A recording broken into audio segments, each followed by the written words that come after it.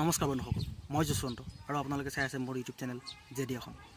আজি মই আপোনালোকক মোৰ এই ভিডিঅ'টোত দেখুৱাম যে 1850 চনতেই স্থাপিত হোৱা বৌদ্ধসকলৰ এটা মন্দিৰ, বুদ্ধিষ্টসকলৰ এই মন্দিৰটোৰ যি অলৌকিক কাহিনী বা বৰ্ণনা, আৰু কেৱল অসমতেই নহয়, ভাৰতবৰ্ষতেই নহয়, ভাৰতবৰ্ষৰ বাহিৰতো এই মন্দিৰৰ এক প্ৰভাৱ আছে। গতিকে আৰু এই মন্দিৰলৈ অসম নৰ্থ ইষ্টেই বা অসম নৰ্থ ইষ্ট ভাৰতবৰ্ষৰ বাহিৰৰ পৰাও ইয়ালৈ পৰ্যটকসকল আহে। পৰ্যটকৰ লগতে বিভিন্ন বৌদ্ধ ধৰ্মৰ মানুহ ইয়ালৈ আহে। এই মন্দিৰৰ কিছুমান বৈশিষ্ট্য আছে আৰু কিছুমান অলৌকিক লোকপ্ৰবাদ মতে প্ৰচলিত কাহিনী আছে, যিসমূহ মই আপোনালোকক জনাম মোৰ এই ভিডিঅ'টোত। গতিকে এই মন্দিৰটোৰ বিষয়ে জানিবলৈ আৰু আপুনি এই মন্দিৰটো চাবলৈ কেনেকৈ এই মন্দিৰলৈ আহিব বা এই মন্দিৰত কি সুবিধা আছে, এই সকলোখিনি কথা মই আপোনালোকক মোৰ এই ভিডিঅ'টোত জনাম। গতিকে ভিডিঅ'টো শেষলৈকে চাব আৰু যদি ভাল পায় তেনেহ'লে লাইক কৰিব, কমেণ্ট কৰিব আৰু শ্বেয়াৰ কৰিব। তেন্তে ব'লকচোন আমি ভিডিঅ'টো আৰম্ভ কৰোঁ আৰু আপোনালোকক দেখুৱাম যে এই মন্দিৰত কি আছে। তেন্তে ব'লক আমি মন্দিৰৰ ভিতৰলৈ সোমাই যাওঁ আৰু আপোনালোকক মন্দিৰৰ ভিতৰৰ পৰিৱেশ দেখুৱাওঁ আৰু ইয়াৰ যি বৰ্ণনা আছে সেই বৰ্ণনা মই আপোনালোকক দি যাম। প্ৰথমতে মই আপোনালোকক মন্দিৰৰ মূল গেটৰ বাহিৰৰ পৰা আপোনালোকক মন্দিৰৰ পৰিৱেশটো এবাৰ দেখুৱাই ল'ব বিচাৰিছোঁ। দেখুৱাইছোঁ আপোনাক মন্দিৰৰ মই যি চৌপাশ আছে মই তাক এবাৰ আপোনালোকক দেখুৱাই ল'ব বিচাৰিছোঁ। ইয়াত অৱশ্যে আজি ভক্তৰ সমাগম যথেষ্ট কম, তথাপিও খুব সম্ভৱ আছে দুই এজন। এয়াই হৈছে মন্দিৰৰ মূল গেট আৰু এই গেটেদি আমি ভিতৰলৈ সোমাব লাগিব। জোতা চেণ্ডেল খুলি সোমাব লাগিব, কাৰণ ইয়াত জোতা চেণ্ডেলৰ আমি পিন্ধি সোমাব নোৱাৰোঁ মন্দিৰৰ বাউণ্ডেৰীৰ ভিতৰলৈ। এয়া আপোনাক দেখুৱাই আছোঁ মই নাগৰাজক তেওঁলোকে স্থাপন কৰিছে। নাগৰাজৰ এটা মূৰ্তি পানীত চাৰিওকাষে তেওঁলোকে পানীৰ পুখুৰী সদৃশ কৰি তাত তেওঁলোকে নাগৰাজক প্ৰতিষ্ঠা কৰিছে। আপোনালোকক মই ওচৰলৈ গৈ দেখুৱাম এবাৰ। ইয়াত নাগৰাজ আৰু লগতে সিফালে আছে সেয়া মূল মন্দিৰ মই আপোনালোকক পৰৱৰ্তী সময়ত দেখুৱাই যাম। আৰু এয়া হৈ গৈছে অশোক স্তম্ভ। আৰু লগে লগে মই আপোনালোকক বেলেগ এটা মন্দিৰ দেখুৱাই আছোঁ। এইটো মন্দিৰ নহয়, আচলতে দৌল বুলি কয় তেওঁলোকে। আৰু এই দৌলৰ ভিতৰত তেওঁলোকে বৌদ্ধক স্থাপন কৰিছে, সৰু সৰু মূৰ্তি বৌদ্ধৰ। এই মতে আপোনালোকক কাষৰ পৰা দেখুৱাবলৈ চেষ্টা কৰিম, দেখুৱাবলৈ গৈ আছোঁ মই আপোনালোকক ওচৰৰ পৰা। তাৰ আগতে কিন্তু মই বেলেগ এটা মন্দিৰ আপোনালোকক দেখুৱাই ল'ব বিচাৰিছোঁ। এই মন্দিৰটো মই আপোনালোকক দেখুৱাই ল'ব বিচাৰিছোঁ। সুদূৰ থাইলেণ্ডৰ পৰা তেওঁলোকে এটা পিতলৰ বৌদ্ধৰ মূৰ্তি আনি ইয়াত স্থাপন কৰিছে তেওঁলোকে। ইয়াৰ যথেষ্ট ধুনীয়াকৈ খুব সুন্দৰকৈ সজাইছে তেওঁলোকে। মই আপোনাক ওচৰৰ পৰা দেখুৱাম। সুন্দৰকৈ গ্লাছৰ ভিতৰত তেওঁলোকে এই পিতলৰ মূৰ্তিটো আবদ্ধ কৰি ৰাখিছে, গিল্টৰ ব্যৱস্থা কৰিছে সুন্দৰকৈ। আপোনালোকে লক্ষ্য কৰিছে খুব সুন্দৰভাৱে তেওঁলোকে ইয়াক সজাই ৰাখিছে। ইয়াক সুদূৰ থাইলেণ্ডৰ পৰা আনিছে। আহিব আপোনালোকে, এই থাইলেণ্ডৰ পৰা তেওঁলোকে কি মূৰ্তি আনিছে আপোনালোকে চাবহি। আৰু ইয়াৰ লগতে আৰু এটা আছে, এয়া দৌলৰ সন্মুখ ভাগ মই আপোনালোকক দেখুৱাই আছোঁ। দৌলৰ সন্মুখ ভাগৰ ওপৰত আৰু এটা মন্দিৰ আছে, যাক তেওঁলোকে বৌদ্ধক তাত প্ৰতিষ্ঠা কৰিছে। বৌদ্ধৰ মৰিশালী বুলি কয়, নিৰ্বাণ বুলি কয় তেওঁলোকৰ ভাষাত, তাক নিৰ্বাণ বুলি কৈছে। এয়া নিৰ্বাণ ঘৰ মই আঁতৰৰ পৰা আপোনালোকক দেখুৱাই লৈছোঁ এবাৰ। মই তাৰ ভিতৰলৈ যাম। এই নিৰ্বাণ ঘৰৰ ভিতৰত কি আছে, আমি যদি নিৰ্বাণ ঘৰক অসমীয়াত কওঁ তেতিয়াহ'লে মৰিশালী বুলি ক'ম, যি বৌদ্ধৰ মৰিশালী বা সেই ধৰণৰ। মই এই নিৰ্বাণ ঘৰৰ ভিতৰলৈ যাম আৰু তাত আপোনালোকক দেখুৱাম তেওঁলোকে নিৰ্বাণ ঘৰৰ ভিতৰত কেনেদৰে বুদ্ধদেৱক প্ৰতিষ্ঠা কৰিছে। এয়াই হৈ গ'ল সেই নিৰ্বাণ ঘৰ। আৰু বুদ্ধদেৱক দেখিছে আপোনালোকে, বুদ্ধদেৱ শুই আছে। অথচ শুই থকা নাই, বুদ্ধদেৱৰ এইটো মৰিশালী আৰু তাত তেওঁলোকে বুদ্ধদেৱক প্ৰতিষ্ঠা কৰিছে। আৰু তেওঁলোকৰ ভাষাত এইটোক নিৰ্বাণ ঘৰ বুলি কয়। আপোনালোকক মই ভালকৈ দেখুৱাম, সকলো দিশৰ পৰা আপোনালোকক মই দেখুৱাবলৈ চেষ্টা কৰিম কিদৰে বৌদ্ধক তেওঁলোকে ইয়াত ৰাখিছে। আৰু ইয়াৰ উপৰিও ইয়াৰ কাষতে আৰু এটা মন্দিৰ লাগি আছে, মই সেইটোও আপোনালোকক দেখুৱাবলৈ চেষ্টা কৰিম। এয়া হৈ গ'ল গৌতম। এই বুদ্ধৰ আগতে ইয়াত তেওঁলোকে প্ৰতিষ্ঠা কৰিছে বুলি কৈছে মোক, কিন্তু বৰ্তমান সময়ত ইয়াক ৰং পেনৰ খুব সুন্দৰকৈ তেওঁলোকে প্ৰতিষ্ঠা কৰিছে। বৌদ্ধতকৈ আগতে তেওঁলোকক ইয়াত এই মূৰ্তিটো প্ৰতিষ্ঠা কৰিছে। আৰু ইয়াত দৌলৰ এটা বিপৰীত দিশৰ পৰা মই দেখুৱাইছোঁ। ইয়াত দেখিছে আপোনালোকে এই দৌলৰ ভিতৰত কেনেকৈ বুদ্ধদেৱৰ সৰু সৰু মূৰ্তি আছে। কেমেৰাটো মই ঝুম কৰি দেখুৱাম আপোনালোকক এবাৰ। যথেষ্ট সোমাই যাবলৈ অসুবিধা হৈছে, সেইকাৰণে মই অকণমান জুম কৰি দেখুৱাইছোঁ আপোনালোকক। এনেধৰণে তেওঁলোকে সৰু সৰু বুদ্ধৰ মূৰ্তি এই দৌলৰ ভিতৰত দেখুৱাইছে। আৰু এয়া হৈ গৈছে আপোনাৰ পুথিভঁৰাল, এই যি দেখিলে আপোনালোকে সেয়া পুথিভঁৰাল। এই পুথিভঁৰালত কিতাপ পত্ৰ সংগ্ৰহ কৰি ৰাখিছে তেওঁলোকে, যি কিতাপ পত্ৰ আপোনালোকে আহিলে পঢ়িব পাৰিব। আৰু ইয়াৰ উপৰিও আৰু বহু বস্তু আছে ইয়াত দেখুৱাবলগীয়া, মই দেখুৱাই যাম। আৰু ইয়াৰ চানেকি সদৃশ কিছুমান কাপোৰ আৰু এইসকল তেওঁলোকে দান কৰে ইয়াত। এইটো এটা মন্দিৰ, যিটো মন্দিৰত সঁচাকৈ খুব সুন্দৰ হয়। আৰু বিশেষকৈ ইয়াত বহাগৰ 1, 2, 3 তাৰিখে এটা ৱাটাৰ ফেষ্টিভেল যি আয়োজন হয়, তেওঁলোকে তাক এই মন্দিৰতে তেওঁলোকে প্ৰতিষ্ঠা কৰে। এই মন্দিৰত বছৰেকত 3বাৰ পূজা বুলি নহয়, উৎসৱ আয়োজন চলে। প্ৰথমতে মাঘ মাহৰ বুদ্ধ পূৰ্ণিমাত সেই যি উৎসৱ তাক মাইক'চুমফাৰি বুলি কয় নামেৰে উৎসৱ পালন কৰে মাঘৰ পূৰ্ণিমাহত। আৰু ফাগুন মাহৰ পূৰ্ণিমাহত তেওঁলোকে আন এক উৎসৱ পালন কৰে, তাক নঞ্চি বুলি কয়।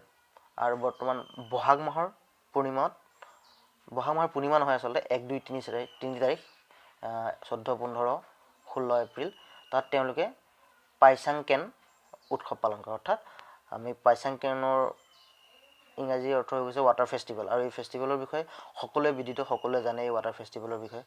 অকল ইয়ালৈ বিভিন্ন পৰ্যটক আহে এই ৱাটাৰ ফেষ্টিভেলত, দেশ বিদেশৰ পৰ্যটকৰ উপৰিও বহু স্থানীয় পৰ্যটক ইয়ালৈ আহে। বিশেষকৈ অৰুণাচল, নাগালেণ্ড নহয় চাগে, আমাৰ যি নৰ্থ ইষ্টৰ বহু পৰ্যটক ইয়ালৈ আহে। আৰু ইয়াত আহি তেওঁলোকে থাকেহি। ইয়াত থকা খোৱাৰ সকলো সুবিধা আছে, মই দেখুৱাম আপোনালোকক। গেষ্ট হাউচ আছে ইয়াত, মই আপোনালোকক দেখুৱাম। এই ভিডিঅ'তে আপোনালোকে দেখিব ইয়াত যি গেষ্ট হাউচৰ ব্যৱস্থা আছে, আপোনালোকে আহিব পাৰিব, থাকিব পাৰিব। আৰু ইয়াৰ বুদ্ধৰ কোনোবা এজন মানুহ ইয়াত বনাই দিছে, তেওঁলোকে কোনোবা কৈছে মণ্ডল বুলি, এজন কৈছে কোনোবা মণ্ডল এজনে বালি পথাৰৰ তেওঁ ইয়াত বুদ্ধৰ মূৰ্তি তেওঁলোকে বনাই দিছে। আৰু মই আপোনালোকক আৰু এটা মন্দিৰ আছে, মই তাৰ ওচৰলৈ গৈ আছোঁ, আপোনালোকক মই দেখুৱাম, ওচৰৰ পৰা দেখুৱাম। এই মন্দিৰটোক যি দেখিছে সেই মন্দিৰটোক আচলতে পঞ্চবৰ্গীয় বুলি কয়। তাক পঞ্চবৰ্গীয় বুলি কোৱাৰ কাৰণ আছে, কাৰণ ইয়াত 5জন শিষ্যক বুদ্ধদেৱে শৰণ দিছিল, সেইকাৰণে তেওঁ পঞ্চবৰ্গীয় বুলি কয়। আপোনালোকক মই ওচৰৰ পৰা দেখুৱাবলৈ চেষ্টা কৰিম। প্ৰথমতে দেখিছে আপোনালোকে এজন বৌদ্ধই আৰু বাকী 5জন তেওঁ শিষ্য। তেওঁ এই শিষ্যকেইজন প্ৰথমতে বন্ধু আছিলে। তেওঁ যেতিয়া বুদ্ধ হিচাপে তেওঁ প্ৰথম এই 5জনক শিষ্যক তেওঁ শৰণ দিছিলে বুলি ইয়াত লোকপ্ৰবাদৰ মতে প্ৰচলিত নহয়, তেওঁলোকে আমাক জনাইছে। এজন বৌদ্ধ খুব সুন্দৰকৈ তেওঁলোকে প্ৰতিষ্ঠা কৰিছে, ৰং পেইণ্ট খুব সুন্দৰ, যি মূৰ্তি জীৱন্ত মূৰ্তি তেওঁলোকে আপোনালোকে দেখিছে। আৰু 5জন শিষ্য তেওঁলোকে ইয়াত শৰণ দিছিল, আৰু সেইকাৰণে এই মন্দিৰটোক তেওঁলোকে পঞ্চবৰ্গীয় মন্দিৰ আচলতে নহয়, মন্দিৰ পঞ্চবৰ্গীয় বুলি কয়। আমি মন্দিৰ বুলি যিহেতু উপস্থাপন কৰিছোঁ কথাবোৰ, আপোনালোকক মই ভালকৈ দেখুৱাইছোঁ। যি 5জনৰ মূৰ্তি তেওঁলোকে ইয়াত প্ৰতিষ্ঠা কৰিছে, সেই 5জন তেওঁলোকৰ মই মূৰ্তিকেইটা আপোনালোকক ভালদৰে এটা এটাকৈ দেখুৱাবলৈ চেষ্টা কৰিছোঁ। আৰু ইয়াৰ লগতে আৰু এটা মন্দিৰ আছে, মই আপোনালোকক দেখুৱাইছোঁ। এইটোত আচলতে সীমা ঘৰ বুলি কৈছে তেওঁলোকে। এই ঘৰতেই তেওঁলোকে শৰণ দিয়ে, তেওঁলোকে শিষ্যসকলক শৰণ দিয়ে। মই আপোনালোকক দেখুৱাই আছোঁ, তাৰ ওচৰলৈ যাবলৈ চেষ্টা কৰিম। আপোনালোকে দেখিছে এই ঘৰত তেওঁ গুৰুসকলে বৌদ্ধ ধৰ্মত যি দীক্ষিত হ'ব বিচাৰে তেওঁলোকক শৰণ দিয়ে বুলি তেওঁলোকে আমাক জনাইছে। সীমাঘৰ, বিশেষকৈ ৱাটাৰ ফেষ্টিভেলৰ সময়তো ইয়াত যথেষ্ট মানুহৰ ভক্তৰ সমাগম দেখা যায়। আৰু ইয়াতে তেওঁলোকে বহি যি তেওঁ বৌদ্ধ ধৰ্মত দীক্ষিত হ'ব বিচাৰে তেওঁলোকৰ গুৰুসকলে শৰণ দিয়ে বুলি আমাক জনাইছে। আৰু ইয়াৰ বসুমতী বুলি আমাক কৈছে, যে বসুমতীৰ বিষয়ে মই যিহেতু সকলোৱে জানেই বসুমতী কোন, আৰু বসুমতীৰ বিষয়ে তেওঁলোকে আমাক বিশেষ একো কোৱা নাই, মাত্ৰ জনাইছে যে এয়া বসুমতী, তেওঁলোকে বসুমতীক ইয়াত স্থাপিত কৰিছে। এয়াই অন্য এক অৱতাৰ বুলি কৈছে তেওঁলোকে বুদ্ধৰ। আচলতে মই বৰ বিশেষ তেওঁলোকে মোক জনোৱা নাই, তেওঁলোকৰ যি মূল গুৰু আছে সেয়া যদি তেওঁ নাই, তথাপি তেওঁলোকে মোক পৰৱৰ্তী সময়ত জনাম বুলি কৈছে। মই আহিম আকৌ পুনৰবাৰ তাৰ বিষয়ে জানিবলৈ। ৱাটাৰ ফেষ্টিভেল মই এটা ব্লগছ বনাম আপোনালোকক। আৰু এইটো হৈছে মংসকল থকা ঘৰ, মং মানে গুৰু, আৰু তেওঁলোক গুৰুসকল থকা ঘৰ এইটো। আৰু এই ঘৰটোতে যদি দেশ বিদেশ বা বিভিন্ন য'ৰ পৰাই বুদ্ধ ধৰ্মৰ গুৰুসকল ইয়ালৈ আহে, তেওঁলোকে এই ঘৰটোতে থকা খোৱাৰ ব্যৱস্থা আছে। খুব সুন্দৰ তেওঁলোকে থকা খোৱাৰ ব্যৱস্থা কৰিছে ইয়াত। আৰু ইয়াৰ চাৰিওকাষে সৰু সৰু ঘৰ কিছুমান বনাই দিছে, জিৰণি ঘৰ বুলি তেওঁলোকে আমাক জনাইছে গোটেই মন্দিৰটোৰ চাৰিওকাষে বাউণ্ডেৰীৰ ভিতৰত। আৰু খুব সুন্দৰকৈ যি নাগৰাজৰ মূৰ্তি প্ৰতিষ্ঠা কৰিছে তাৰ চাৰিওকাষে তেওঁলোকে ফুলনিৰ ব্যৱস্থা কৰিছে। মই তাকো অকণমান আপোনালোকক দেখুৱাই লৈছোঁ, কাৰণ খুব সুন্দৰভাৱে ফুলসমূহ তেওঁলোকে ৰুইছে বা প্ৰতিপালন কৰিছে। ইয়াত এখন তদাৰক সমিতি আছে, যিখন সমিতি মন্দিৰ পৰিচালনা সমিতি আছে। সেই পৰিচালনা সমিতিখনৰ নিৰ্দিষ্ট দায়িত্বত থকা ব্যক্তিসকলে এই মন্দিৰ চোৱা চিতা বা পৰিচালনা কৰে। পৰ্যটন উদ্যোগেও কম পৰিমাণে ইয়াত ভূমিকা লোৱা দেখা গৈছে। তেওঁলোকে পৰ্যটন উদ্যোগেও ইয়াত গেষ্ট হাউচৰ ব্যৱস্থা কৰিছে। মই আপোনালোকক দেখুৱাম পৰ্যটন বিভাগে কি ব্যৱস্থা কৰিছে। এইটো হৈছে গেষ্ট হাউচ, ইয়াৰ লগত কিটচেনো এটা আছে, এটেচ হৈ আছে। আপোনালোকে আহিলে থাকিব পাৰিব। আপোনালোকে চাব পাৰে Kaliyoni Buddhist tourist lodge, Kaliyoni Bokajan sub division, found by ministry of tourism, government of Assam, Karbi Anglong, Assam. এইদৰে তেওঁলোকে এই গেষ্ট হাউচৰ ব্যৱস্থাও আছে। আপোনালোক যদি ইয়ালৈ আহে তেতিয়াহ'লে থকা খোৱাৰ সম্পূৰ্ণ সুবিধা পাব। আৰু মই এতিয়া আপোনালোকক মূল মন্দিৰভাগ দেখুৱাই লওঁ। আপোনালোকে দেখিছে এয়া সেই বুদ্ধ মন্দিৰ, মূল মন্দিৰ। এখন চাইনবোৰ্ড আছে, মই আপোনালোকক দেখুৱাই লৈছোঁ। তাৰপিছত মই মন্দিৰৰ ভিতৰ ভাগলৈ যাম, গতিকে মই আপোনালোকক দেখুৱাই আছোঁ। ষ্টেপ আছে, আৰু ষ্টেপেদি মই ভিতৰলৈ উঠি যাম। গতিকে এতিয়া আপোনালোকক দেখুৱাম এই বৌদ্ধ মন্দিৰৰ মূল মন্দিৰভাগ। যিহেতু চাংটা মন্দিৰ হয়, গতিকে ওপৰলৈ উঠি যাব লাগিব। গতিকে ব'লক আপোনালোক মোৰ লগত, মন্দিৰৰ ওপৰভাগলৈ গৈ আছোঁ মই।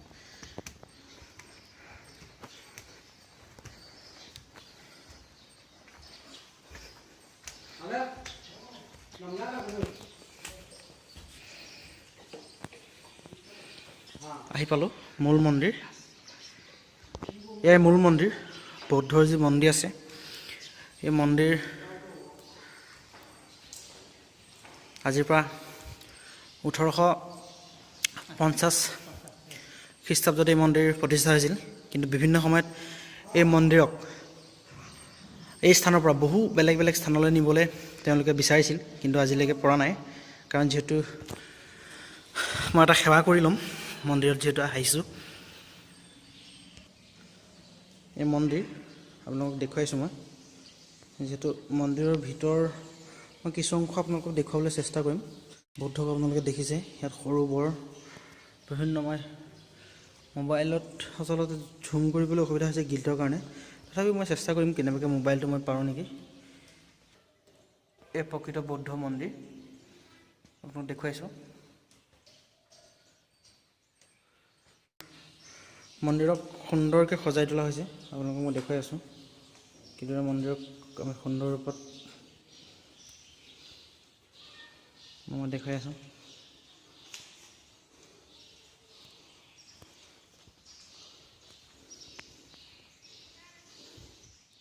মই এতিয়া মন্দিৰৰ ওপৰৰ পৰা আপোনালোকক দেখুৱাই আছোঁ বৌদ্ধ মন্দিৰৰ যি এলেকা আছে, সেয়া আপোনালোকক দেখুৱাই আছোঁ। সৰ্বমুঠ 45 বিঘা মাটিৰ আছে ইয়াত। এই 45 বিঘা মাটিত এই মন্দিৰৰ লগত জড়িত হৈ আছে। গতিকে আপোনালোকক এবাৰ দেখুৱাই আছোঁ মই আপোনালোকে দেখিছে ইয়াৰ পৰা নদী কিনাৰলৈকে। আৰু বৌদ্ধ মন্দিৰৰ লগতে 3 কঠামান হ'ব মাটি চাগে, সম্ভৱ যতদূৰ সম্ভৱ। তেওঁলোকৰ বাগিচাও আছে। মই বৌদ্ধ মন্দিৰৰ ওপৰত আছোঁ এতিয়া, মূল মন্দিৰৰ ওপৰত, যিহেতু মূল মন্দিৰটো চাঙৰ সদৃশ। ইয়াৰ পৰা মই আপোনালোকক দেখুৱাই আছোঁ মন্দিৰৰ যি পৰিৱেশ, প্ৰাকৃতিক পৰিৱেশ। কালিয়নী নদীৰ পাৰত এই মন্দিৰ আছে। এই মন্দিৰৰ যি প্ৰাকৃতিক পৰিৱেশ মই আপোনালোকক দেখুৱাবলৈ চেষ্টা কৰিছোঁ।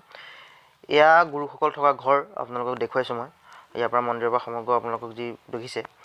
আৰু এই মন্দিৰৰ ফ্ৰণ্টৰ পৰা মই আপোনালোকক ইয়াত দেখুৱাইছোঁ। মন্দিৰৰ আগফালে যি দৌল আছে, মূল গেট আছে, এই মই গোটেই দেখুৱাবলৈ আপোনালোকক চেষ্টা কৰিছোঁ। মন্দিৰৰ কাষেদি যাব পাৰি, আৰু মই আগফালে নামি যাম এতিয়া, আৰু গৈ আপোনালোকক মূল মন্দিৰভাগ পুনৰবাৰ দেখুৱাই ল'ম। ইয়াৰ মূল মন্দিৰভাগ।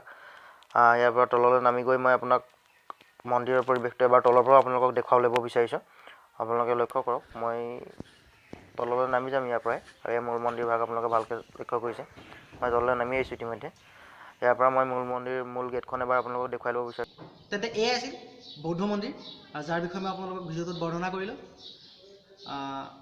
গতিকে আপোনালোকে ভিডিঅ'টো কেনেকুৱা পালে কমেণ্ট কৰি মোক জনাব, আৰু লগতে ভিডিঅ'টো শ্বেয়াৰ কৰিব যাতে সকলোৱে ভিডিঅ'টো পায়। আৰু মষ্টলি ইম্পৰ্টেণ্ট মোৰ চেনেলটো আপোনালোকে ছাবস্ক্ৰাইব কৰক যাতে পৰৱৰ্তী সময়ত মই যি ভিডিঅ' বনাম সেই ভিডিঅ'ৰ নটিফিকেশ্যন আপোনালোকলৈ পোনে পোনে গুচি যায়। গতিকে আজিলৈ ইমানেই। ধন্যবাদ। জয় আই অসম।